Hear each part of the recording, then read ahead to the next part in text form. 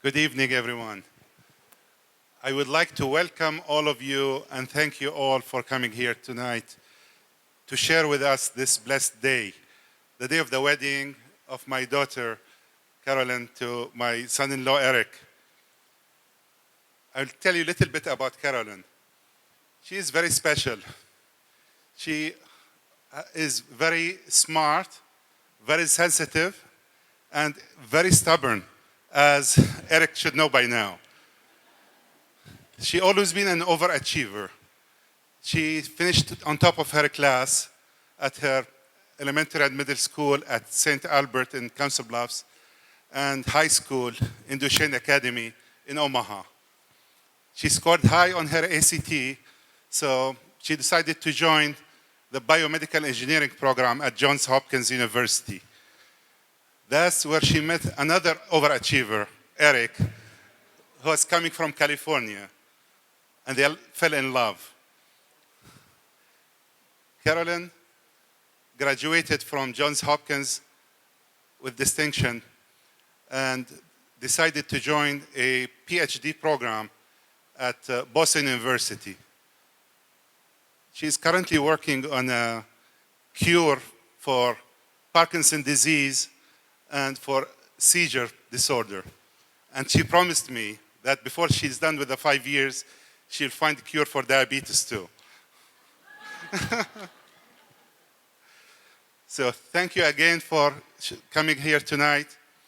It had been a rough couple of years for everyone with COVID and its restrictions, and we hope that we'll be done with that soon.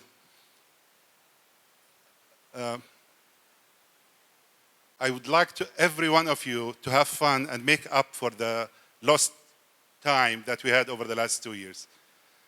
So at this point, I would like you all to join me by standing up and raising your glass for the newlyweds.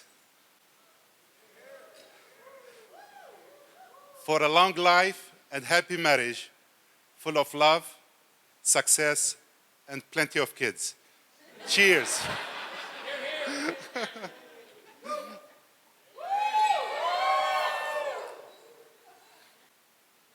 Good evening.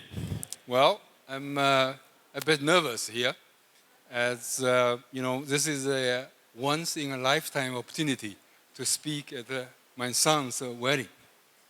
I can't mess it up, so I wrote some words down. Well, first of all, I'd like to thank the son, Diana, and the entire Marar family for their love and support in our son's life. We'd like to thank their generosity to make this wedding such a wonderful event. Thank you all for coming to the celebration. We have guests coming from Florida, from Massachusetts, from Idaho, from Texas, California, all over the country. As I'm the father of the group, my name is Joe. My wife, Yan Ping, is here. We met some 40 years ago in college, fell in love, and got married when Yan Ping was in graduate school. We are so happy to see Eric and Carolyn follow our steps. They found each other in college, and they're getting married today. We got to know Carolyn in person during the spring of last year. She's a wonderful lady with beautiful smiles, and everybody knows that. When Eric is together with Caroline, we can see that Eric is happier than ever. They're a wonderful team. The last spring's house visit was planned for 1 week, but they were raining for the entire semester. One day in the summer, we all dressed up and joined their college graduation ceremony, and that took place in our living room. It's called a virtual graduation. We had a wonderful time, in these months when the two young people lived with us in our house. I'm so happy with full of joy to see the love Carolyn and Eric have shown for each other. I'm also grateful to witness Eric's wedding, marries the woman of his dreams. Well, this is the beginning of a long journey. When you are happy and have an achievement or achieves a dream, celebrate with each other. When you ever feel a little lost, you look to each other for support and guidance. I wish your shared life would be full of joy, laughter, love, and many other good things. Well, let's have a toast for the young couple.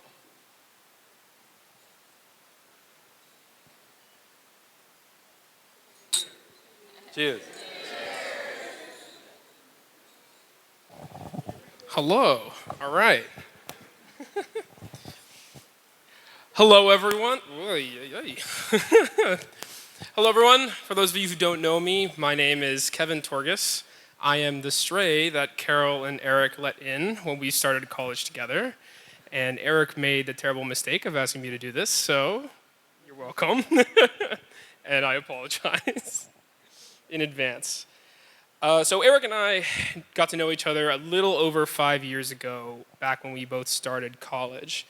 And I think right away it was pretty apparent that Eric was the smart, polite, very nice friend, and that I was the attractive friend. Which is good and bad. I mean, Eric taught me all sorts of things. He taught me physics, he taught me calc, and college would have been different without him for sure, but he also taught me that everything they say about Californians is true. But it wasn't one way street. I taught him how to drink like it was the Civil War and a doctor was coming to cut our legs off. And I think anyone who knows Eric knows that he is the most genuine and sweetest person you will ever meet. And most people think that is a good thing, but I learned it can be a bad thing because I have had to cook for Eric. When you're learning to cook in college, feedback is very important. And when everything you cook is, it's pretty good, things get difficult. But good feedback comes when Eric stops eating what you make and eats nothing but chips and salsa for a month, just to get away from your cooking.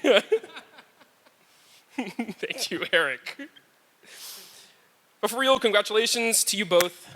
I can't tell you how happy I am and how proud I am of where you are, and watching your relationship grow has been one of the great honors of my life. I had a front row seat to these two starting to fall in love because I invited myself on almost every one of their dates. They would leave together and say, hey, we're going to get crepes, and I would say, I love crepes. I'm so lucky to have you both in my life, and I don't know who I would be without you. And so I wanted to give you both a few tips about marriage, which I know so much about. To Carol, make sure to feed and water Eric at least 2 times a day. Don't leave him out in direct sunlight, and walk him at least twice a week.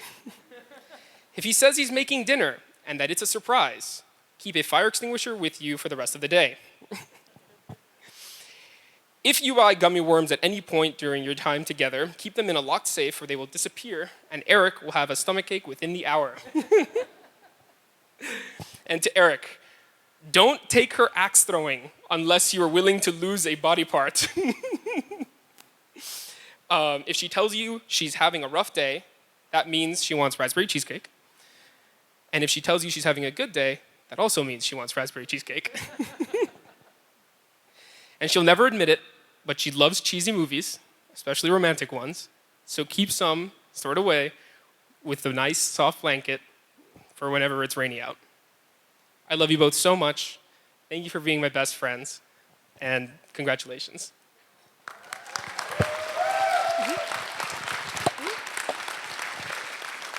Hello and welcome to the Marar cow wedding. Yeah. Wedding of the year.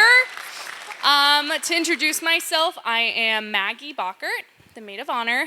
I'm also Carolyn's self-appointed best friend, her spiritual advisor, her personality coach, her cat trainer, name it, that's me to her.